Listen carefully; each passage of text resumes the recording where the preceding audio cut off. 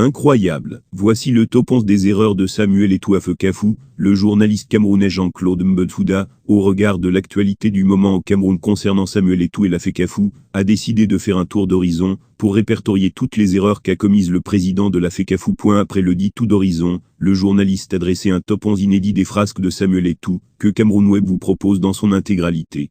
Voici donc le top 11 des erreurs de Eto'o à l'Afeukafou selon Jean-Claude Mbetsouda. 1. Domination de l'entraîneur. 2. Si après la CAN 2022, tout le monde était unanime sur le fait qu'il fallait remplacer l'entraîneur, le monde entier a été surpris par la nomination de Rigobert Song, qui a eu beaucoup de mal à entraîner les sélections nationales de catégories inférieures. L'entêtement de Samuel Eto'o, pour nommer un de son proche manipulable, a été le début dit commencement de son échec à l'Afeukafou. Le coq sportif. L'extrême popularité de Samuel Eto'o lors de son arrivée à l'Afeukafou l'a rendu ivre de pouvoir, et sourd à la raison et au conseil.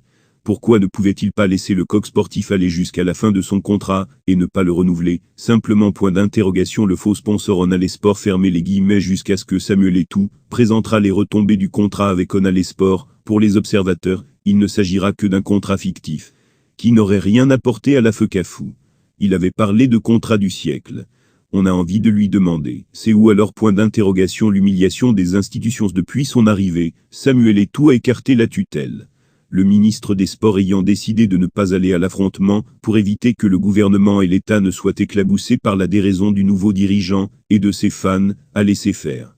En sachant par expérience, que le bateau allait couler. L'affaire Onana 8 mois après la Coupe du Monde du Qatar, Eto'o fils et les siens n'ont pas encore expliqué au monde entier pourquoi le meilleur joueur camerounais a été écarté en pleine compétition pour une humeur courante dans tout vestiaire.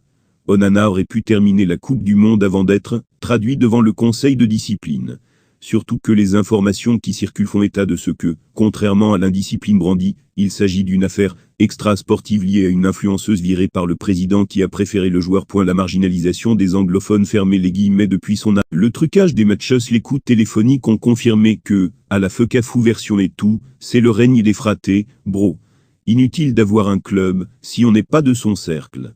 Il vous fait disparaître en manipulant toutes les instances. La privatisation de l'Afeukafou et de l'équipe nationale. Pour diriger l'Afeukafou, il faut savoir que c'est une institution politique.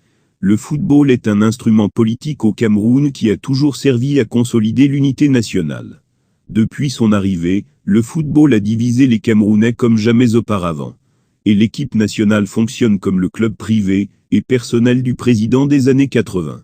Quand ce sont des individus qui finançaient tout, et décidaient de tout. Un entourage de flagorneurs pour diriger l'Afeukafou, il faut se mettre au-dessus de la mêlée. Sortir de la logique des loges et des sectes, pour utiliser toutes les compétences humaines disponibles. Avec Eto'o, ce sont ses bros d'abord. Comment fait-il, comme dirigeant, pour ne pas savoir que l'Afeukafou châtie de nombreux enjeux? Il travaille et d'autres analysent et critiquent son travail. Il ne m'a jamais manifesté aucun respect pour de journalistes qui le critiquent. Oubliant qu'un petit journaliste peut le faire tomber par une enquête, mon commentaire. Il avait dit qu'il faisait l'histoire, et que nous autres devions juste la commenter. Moi personnellement,